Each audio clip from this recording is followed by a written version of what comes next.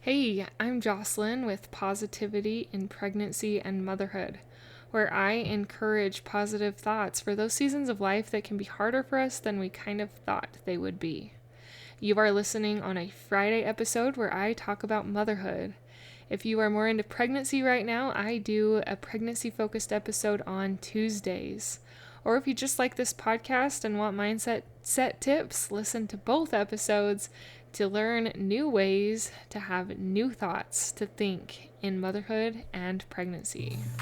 Thank you for being a part of the Positive in Pregnancy and Motherhood podcast, for listening, for sharing, and most of all, for applying these tools into your own life to improve your own happiness so that you can find your own better thoughts for a better you in a positive pregnancy, in losing that stubborn baby weight, and becoming the mom you desire to be through taking small steps in thought and action to reach your goals. If you are a mother who has an inner desire to enjoy motherhood and pregnancy better, but you are having difficulty figuring it out, I can help you. I can help you find the small, doable steps without drastic changes to your everyday mom life. Reach out, let's connect, and let's see you move forward. My name is Jocelyn, and I thank you for listening. Until next time. So I've kind of been a thought enthusiast since around 2015 when I went to my first seminar it was kind of on limiting beliefs and on how our thoughts kind of set us up with a lot of limiting beliefs that can hold us back in so many areas of our lives.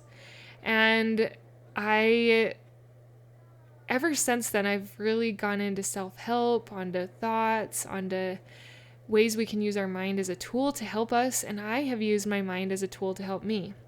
I have used my mind as a tool to help me in pregnancy, in childbirth and having a baby naturally or unmedicated, childbirth and pleading to heaven that my dilation would happen so that I didn't have to have another C-section. Thought work in the fact of losing baby weight.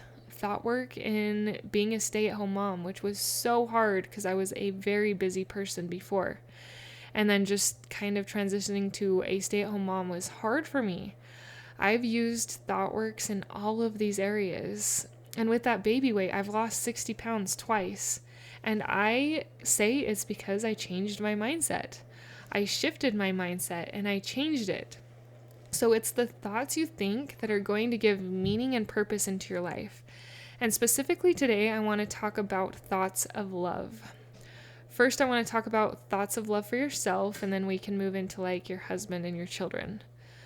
But this has been a poignant thought for me lately, and it kind of has to do with a book I'm going through. And she talks about loving yourself a lot and how important that love is, and how when we truly love ourselves, even with our flaws, and kind of like what I talked about last week with the Hot Mess Express, even with all that stuff, if we can love ourselves, love is healing.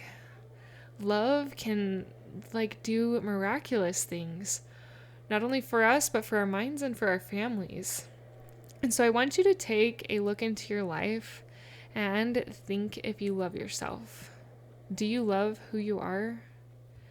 Do you love your looks? Do you love your body? Do you love your attitude? Do you love the way you act to your children? Do you love some of your habits? What are some qualities about you that you love? I'm guessing most of you, or a lot of you, are probably struggling with answering some of these questions with a yes, yes, yes, yes. Because I know answering all those questions with a yes would be really hard for me. It still is in some ways, but I'm trying to get better at it. I am trying to fill my heart my mind, and my soul with more love for myself. Because as we love ourselves, we're able to shine better in our true light. Now, I'm not talking like loving ourselves in a self-centered, egotistic way. That's not what I'm talking about at all. I'm talking about a love where you just genuinely care. You genuinely like who you are. And because you genuinely care, because you genuinely like yourself, you want to do better and do more and let your light shine. As moms, sometimes we feel like our light gets suppressed because we can sacrifice a lot. We can sacrifice a lot of our hobbies, our talents, and our qualities for our family and our children. Sometimes they get put on the back burner during pregnancy and other hard seasons of our lives. But even in those moments where you don't entirely love who you've become, because you don't even feel like you know yourself, I want you to try and find something that you love about yourself. In fact, I want you to do that right now. I want you to tell me 5 things you love about yourself.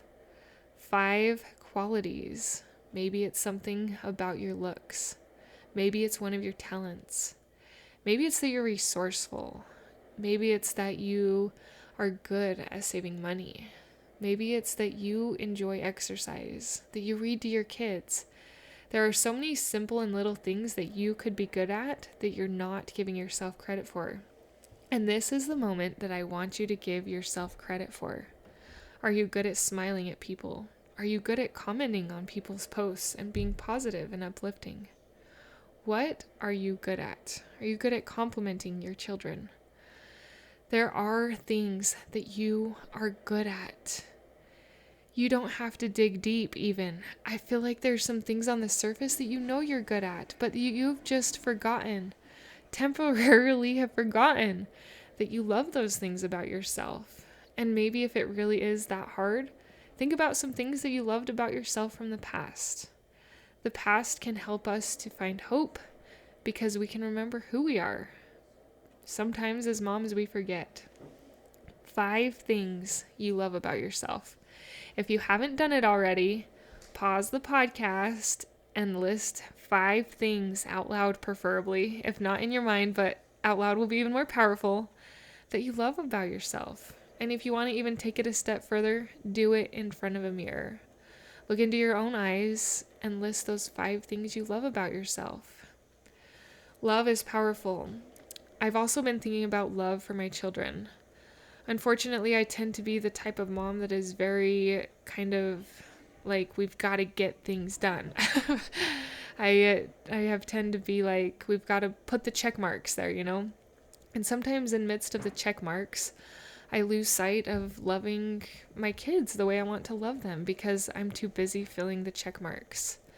And so lately, I've been trying to love my kids. Notice what I love about them, not what I'm frustrated about, but the things and the qualities I've loved. I've decided to implement some one-on-one time each day with each of my children so that I can begin to start noticing the qualities that I love about them. And I've had the deepest feelings and thoughts that feeling this type of love is going to help heal me. It's going to help heal my soul. It's going to help heal my body and to heal my mind of some of the infirmities that I have been facing, because love is that powerful. I'm still kind of experimenting on this, but it feels right. It feels good. And if it feels good, and if it feels right in your heart, practice loving yourself. Practice finding what you can love in your children instead of what you are frustrated and annoyed about. I had the thought when I've been thinking about this love, like, how much farther will my children go if they are raised in love? Even if I don't get all the boxes checked, if I don't get all the things done and all the chores and all the homework, all the schoolwork, because I homeschool my kids, if it's not all done, were they loved? And did they feel loved? Because I feel like a child that feels loved is going to want to do more and be more than a child who feels like they're never good enough because they can't check all of mom's boxes. Anyways, those have been some powerful thoughts for me, and I wanted to share them with you. Don't forget, if you're not in a place to tell the 5 things you love about yourself, to do that tonight. To look in the mirror and say the 5 things that you love about yourself. You may not feel it, but you are amazing. You are doing amazing things in your motherhood, and you are exactly who your children needs, and God needs you as well. Even right now where you're at, where you don't feel a lot of love for yourself or your children, it can be grown, it can be learned, and it can be fostered through tender, nurturing love and care. Keep listening to this podcast for more insights and help on loving yourself, loving your kids, and shifting your thought work. I'm working on this too. Let's do it together. Until next time.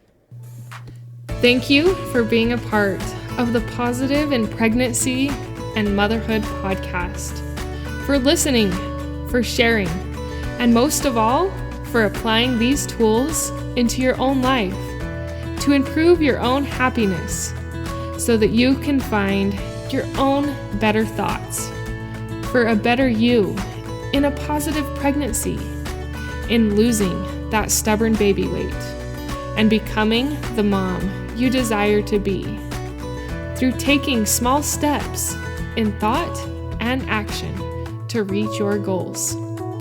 If you are a mother who has an inner desire to enjoy motherhood and pregnancy better, but you are having difficulty figuring it out, I can help you. I can help you find the small, doable steps without drastic changes to your everyday mom life. Reach out, let's connect, and let's see you move forward. My name is Jocelyn, and I thank you for listening. Until next time.